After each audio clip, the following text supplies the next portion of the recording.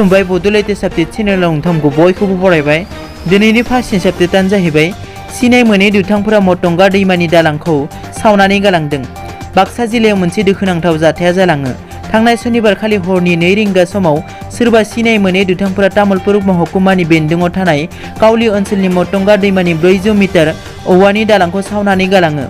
ओनसोलनि मानसिफ्रा फोरमायनाय बादिब्ला रावबो सुबुं गैयै खाबुखौ लानानै दुथांफोरा दालांखौ सावनानै गालाङो। ब्लाव ब्लाव जोंबाय थानाय अर आरो जोंब्लावनाय औवाया बेरबाय थानायखौ खाथिनि सुबुङा नुसनहरनानै हुसिख्रावो आरो ओनसोलनि सुबुंफोरा जयै फैनानै अरखौ खोमोरफैयो।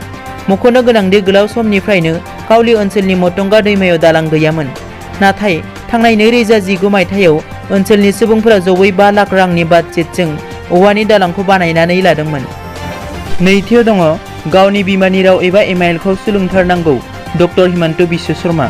आसामनि सोलोंथाइ मन्थ्रि डक्टर हिमन्त बिश्व शर्माया मरिगावआव उदांस्रि सान फालिनायाव नुजाथि हैनानै सोलोंथाइजों लोब्बा गोनां मोनसे बिबुंथि होयो। 5 थाखोसिम गावनि बिमानि राव एबा एमआइएलखौ सोलोंथारनांगौ। इंराजि बिजोङाव फरायनायब्लाबो गावनि बिमानि राव जेरै आसामिस, टिवा, राभा, मिसिं, बड'खौ गावनि बिमानि राव महरै सोलोंनाया गोनांथार होनना उदांस्रि सान फालिनायाव नुजाथि हैनानै बिबुंथि होयो। बबेखानि आसामिस आयदाखौ गासै फरायसालियावनो 10 थाखोसिम सोलोंनाया गोनांथार होननानैबो बुंथियो बिथां सोलोंथाइ मन्थ्रि डक्टर हिमन्त बिश्व शर्माया। थामथियाव दङ कर'नाजों गाग्लोबजानानै बारग' क्रिकेट गेलेगिरिनि जिउ खहा। भारतनि बारग' क्रिकेट गेलेगिरि आरो राजखान्थिगिरि चेतन चौहानआ कर'नाजों गाग्लोबजानानै गुरुग्रामनि मेदान्त देहा फाहामसालियाव जोबथा हां बोयो। बारग' क्रिकेट गेलेगिरि चेतननि देहाया कर'ना पजिटिभ मोननायलाय बिथांखौ थांनाय 11 आगस्ट खालारखालि गुरुग्रामनि देहा फाहामसालियाव फाहामथायनि थाखाय थिसनदोंमोन। योगी आदित्यनाथ सरकारनि दैदेननाय उत्तर प्रदेशआव कर'नाजों गाग्लोबजानानै मन्थ्रि थैनाय जाथाया बियो नैथि खेब।